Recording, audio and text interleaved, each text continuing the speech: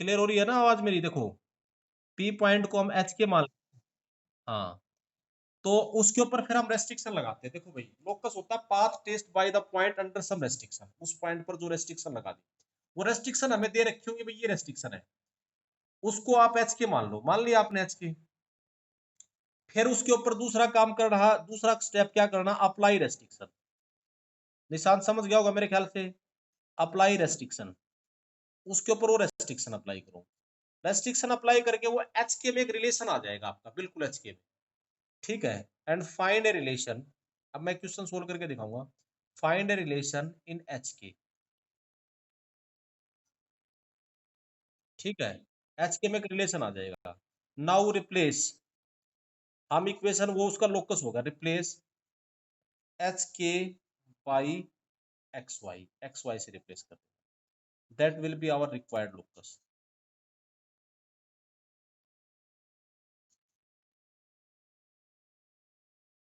ठीक है, will be our required locus, वो हमारा रिक्वायर्ड लोकस होगा। समझ गए बात?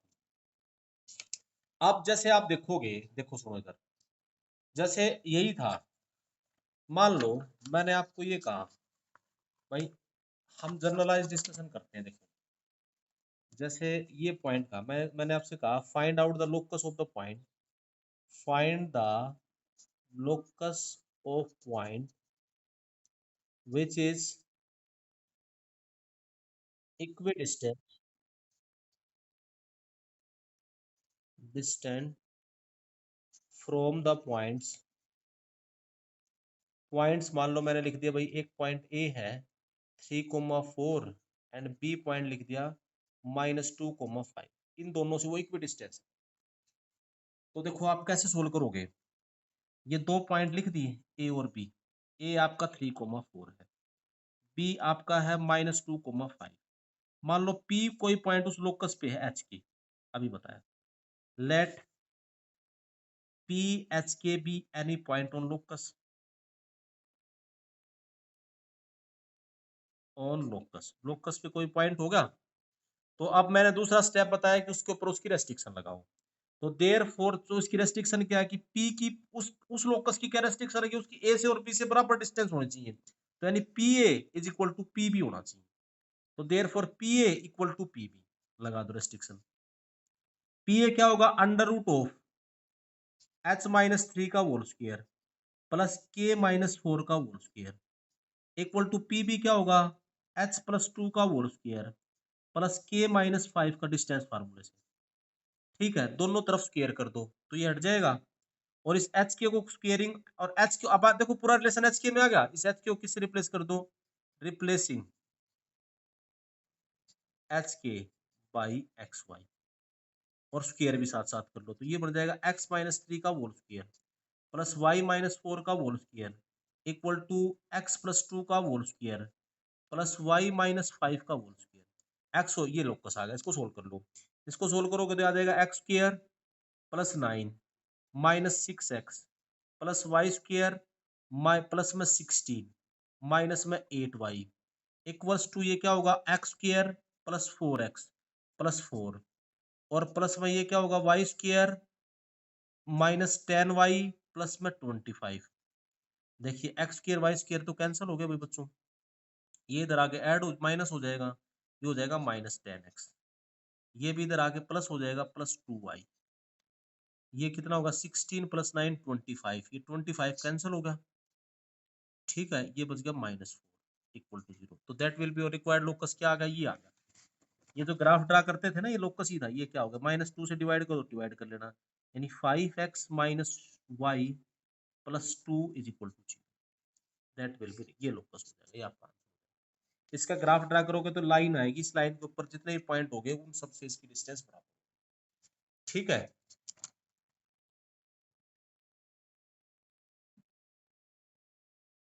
हाँ भाई निशांत और प्रिया दोनों अनम्यूट हो गए, बोलो क्या पूछ रहे हैं।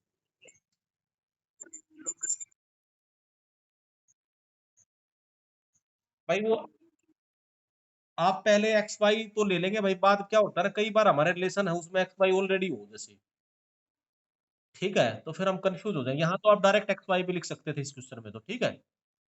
लेकिन एच नहीं, तो तभी तो मैंने आपको बताया था एच के लेते हैं, तो फिर बाद में सोल्व करके उसको एच के में रिलेशन आएगा पूरा, एक्स वाई में कोई रिलेशन नहीं रहेगा। फिर एच के को एक्स वाई से रिप्लेस करते हैं। ठीक है, तो ये तो मैं इसलिए आपको बताया था कि एच के लिखोगे, भाई पहले तुमने एक्स वाई ले लिया, मान लो उस क्वेश्चन में उसकी कंडीशन में भी एक्स वाई कहीं आ रहा है, तो हमारे लिए फिर वो कंफ्यूज हो जाएंगे, ये एक्स वाई है या वो एक्स वाई है। इसलिए हम क्या करते हैं, एच के लेते हैं। ठीक है, इस क्वेश्चन में तो कोई प्रॉब्लम ऐसी आई नहीं, तो इसलिए इसमें कोई प्रॉब्लम थी नहीं। ठीक है, जैसे आगे हम और पढ़ेंगे तो लाइन वाइन के इक्वेशन पढ़ लेंगे, जब लाइनों से डिस्टेंस की डिस्कशन करेंगे तो वहां पर ये प्रॉब्लम आती है। ठीक है, तो आप एच के लिख लेना, मैं क्या कुछ लगा थोड़ी ज्यादा भाई, एक बार एच के लिए सोल्व करने के बाद एच के एक्स वाई से लिख देना। फिर आप बोलो।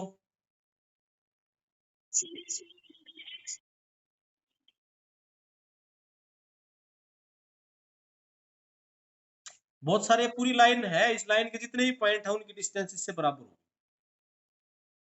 तो एक पॉइंट रेस्ट्रिक्शन नहीं होता, वो उसका पाथ होता है, वो एक पॉइंट नहीं होता। वो तो पता नहीं कितने पॉइंट हो सकते हैं। अब मैंने आपको एक बताया, जैसे ये दो पॉइंट्स थे, ये था .3,4 और ये था -2,5। तो इन दोनों पॉइंटों से इक्वी डिस्टेंस के ऊपर ये लाइन ये आ गई, ये लाइन का इक्वेशन है ये। इस दोनों पॉइंट के इंटरसेक्ट ना परपेंडिकुलर बाइसेक्टर लाइन, इन दोनों परपेंडिकुलर इस लाइन पे कितने सारे, कोई पॉइंट उठाओगे उससे इसकी डिस्टेंस और इसकी डिस्टेंस बराबर होगी या नहीं होगी, कोई पॉइंट उठाओ।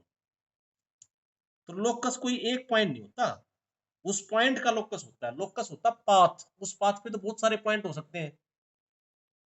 ठीक है, जैसे मैंने आपको बताया ना, आपके ऊपर ये रेस्ट्रिक्शन लगाई जाए कि आप स्कूल से घर, घर से स्कूल और उस रास्ते में मिल सकते हो, या कोई बच्चा हॉस्टल में रहता है तो उस पर रेस्ट्रिक्शन होती है ना कि भाई वो स्कूल की बाउंड्री से बाहर नहीं निकल सकता, तो उसका लोकस क्या है, वो स्कूल में तो कहीं पर भी घूम सकता है ना, उसकी उसकी रेस्ट्रिक्शन है ना कि वो स्कूल में तो कहीं पर, तो वैसे ये पाथ इस लाइन पे मूव कर सकता है। वो पॉइंट वो लो पॉइंट है ना, वो यहाँ नहीं जा सकता, यहाँ नहीं जा सकता, और कहीं नहीं घूम सकता, तो ये पाथ ट्रेस करेगा, इस पाथ पे मिलेगा। जैसे गाय भैंस को बांधते नहीं है खुट्टे पे, तो वो कहाँ कहाँ मूव कर सकती है, वो चाह के भी दूर थोड़ी जा सकती है, वो जो उसका खुट्टा जहाँ बांध रखी है, वो उसके चारों तरफ ही तो घूम सकती है बस, है ना, वहां तो चारों तरफ जा ही सकती हो। ठीक है, तो इसी तरह से ये जो है ना, इस लाइन के ऊपर मिलेगा, ये होता है। क्लियर होगी बात भाई ये? तो भाई ये लोकस प्रॉब्लम्स को आप थोड़ा देखना। हाँ, मैंने आपको एलन वाला मॉड्यूल दे रखा है, सारे बच्चे ध्यान से सुन लेना, एक तो अपनी कॉपी बना लो अच्छे से, डेली होमवर्क आप जो है निशांत, और ये जो बच्चे जितने भी सुन रहे हैं सारे, कुछ बच्चों के मेरे पास ये कंप्लेंट आई कि मैथ का होमवर्क बिल्कुल नहीं करते हैं। अब इस चैप्टर के अंदर आपको स्टार्टिंग से करना है और पूरी कोशिश करनी है कि अगले इस टेस्ट में तुम्हारे नंबर आए पूरे, मैथ में पूरे के पूरे नंबर आ सकते हैं अगर पूरा सोल्व करोगे तो। आप ये आप प्लान वे में पढ़ना, जैसे मैं आपको बता रहा हूँ वैसे काम करना, पहले आप एलन का मॉड्यूल पूरा सोल्व करना। आज मैंने आपको ये पढ़ाया है बेसिक सा, ये लोकस तक आपको बताया है। अब आप एलन वाले मॉड्यूल में जो लोकस तक की जो प्रॉब्लम्स है, लाइन के इक्वेशन को छोड़ के जो लोकस प्रॉब्लम्स है वो सारी सोल्व कर लेना, लोकस तक की सारी प्रॉब्लम। ठीक है, उसमें जहां पर नहीं, अभी आप एलन वाले से सोल्व करना, एनसीईआरटी और एलिमेंट तो अपने आप सोल्व हो जाएंगे। आज जो मैंने आपको एलन का मॉड्यूल भेजा था ना, एलन में थ्योरी भी अच्छी है, उसके क्वेश्चंस है, ठीक है। फिर एलन कंप्लीट करने के बाद आपको रेजोनेंस कंप्लीट करना है, और ये दोनों कंप्लीट करने के बाद आप सिंगल से अपनी ट्राई करो तो कर लेना, अदरवाइज इन दोनों को ही कंप्लीट पूरा पट सोल्व कर लोगे तो तुम्हारे फिर पूरे के पूरे नंबर आ जाएंगे। लेकिन कंप्लीट सब करना है। आपको जो है इलस्ट्रेशन भी सोल्व करने हैं, डू योर सेल्फ सोल्व करना है, फिर एक्सरसाइज सोल्व करनी है। अभी आपको सिर्फ इलस्ट्रेशन और डू योर सेल्फ सोल्व करने ही यहाँ तक। ठीक है, और कुछ अगर रिलेटेड क्वेश्चन सीरीज वगैरह में या किसी और उसमें रेजोनेंस वाले में मिलते हैं इससे रिलेटेड, तो उनको सोल्व कर लेना आप चाहिए। लेकिन आपको पहले पूरी थ्योरी पढ़नी है, फिर इसमें कुछ भी समझ नहीं आया इनमें, किसी भी इलस्ट्रेशन में कोई प्रॉब्लम आती है तो उसको बोल देना। एक इसमें टर्म्स आ रही है हार्मोनिक कंजुगेट, ये आपके सिलेबस में नहीं है, इसको छोड़ देना चाहिए बेसिक से, जो बाहर होगा वो मैं आपको बता दूंगा, ये इसकी जरूरत नहीं है पढ़ने की। कुछ चीजें जैसे पहले के उसमें बना रखी है ना, ठीक है, जैसे ये लिख रखे हैं वो सारे, तो कुछ टर्म्स जो ऐसी लगेंगे वो बता देंगे आपको। ठीक है भाई बच्चों, तो अच्छे से अपना काम कर लेना। ओके, अब मैं मीटिंग ओवर कर रहा हूँ भाई।